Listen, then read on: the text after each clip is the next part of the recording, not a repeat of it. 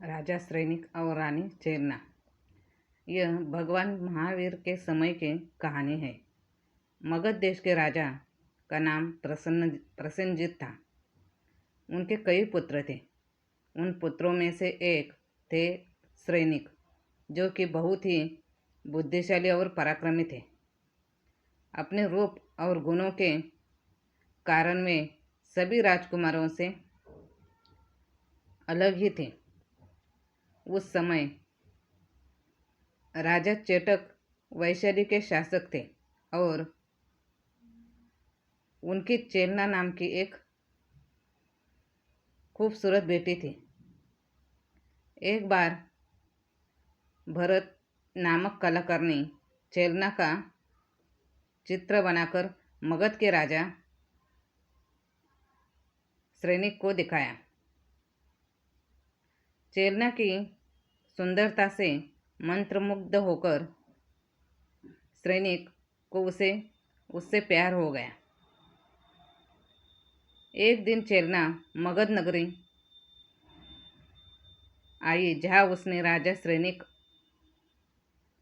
को देखा और वह भी उससे प्रेम करने लगे।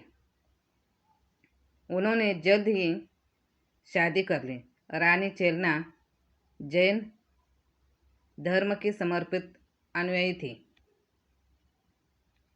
जबकि सैनिक बौद्ध धर्म से प्रभावित था। राजा बड़े हृदय के साथ बहुत उदार थे, लेकिन किसी तरह जैन भिक्षुओं के प्रति अपनी रानी की भक्ति से खुश नहीं थे। वह चेलना को यह सिद्ध करना चाहता था कि जैन साधु ढोंगी होते हैं। उनका दृढ़ विश्वास था कि कोई भी व्यक्ति उस सीमा तक आत्मसंयम और अहिंसा का पालन नहीं कर सकता है, और जैन भिक्षुओं द्वारा दिखाई गई समभाव सतही है। इससे चेलना बहुत परेशान हुई। एक दिन राजा सैनिक शिकार यात्रा पर गए, जहां उन्होंने एक जैन भिक्षु यमधर को गहरे ध्यान में लीन देखा। सैनिक ने अपने शिकारी कुत्तों को यमधर के पीछे छोड़ दिया, लेकिन साधु चुप रहा। साधु की शांति और संयम देखकर कुत्ते शांत हो गए। राजा सैनिक को क्रोध आ गया और उन्हें लगा कि साधु ने उनके साथ कोई छल किया है। इसलिए उसने साधु पर तीर चलाना शुरू कर दिया, लेकिन वे उसे चूकते रहे। अधिक परेशान होकर उसने अंततः यमधर के गले में एक मरा हुआ सांप डाल दिया और अपने महल में वापस आ गया। राजा ने चेलना को सारी घटना बताई। रानी को बहुत दुख हुआ और वह राजा को वापस यमधर की तपस्या स्थली पर ले गई। मरे हुए सांप के कारण साधु के शरीर पर चींटियां और अन्य कीड़े रेंग रहे थे, लेकिन साधु ने जरा भी हलचल नहीं की। इस जोड़े ने मानवीय सहनशक्ति की सीमाएं देखी। रानी ने धीरे से साधु के शरीर से चींटियों और सांप को हटाया और उसके घावों को साफ किया। उन्होंने चंदन का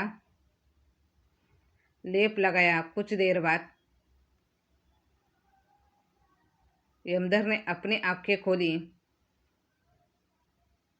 और दोनों को आशीर्वाद दिया। भिक्षु ने उस राजा के बीच अंतर नहीं किया जिससे उसे पीड़ा पहुंचाई थी, और उस रानी के बीच जिसने उसकी पीड़ा को कम किया था।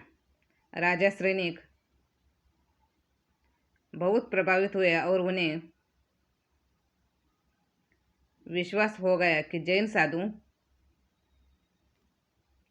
सचमुच राग द्वेष से परे हैं।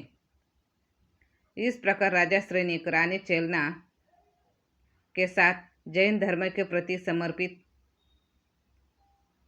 हो गए और भगवान महावीर में विश्वास करने लगे।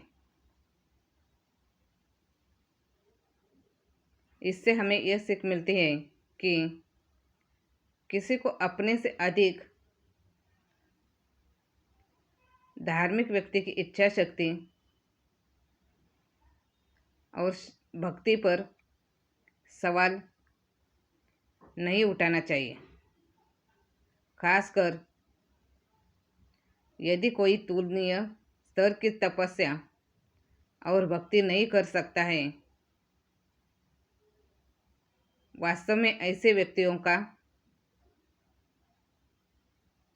सम्मान करना चाहिए। इन लोगों को पीड़ा पहुंचाने के बजाय उनकी सेवा और समर्थन करना महत्वपूर्ण है। इससे बुरे कर्मों के संचय से बचने में मदद मिलेगी। सद्गुणों को स्वीकार करना और उनकी सराहना करना सीखना चाहिए। धन्यवाद।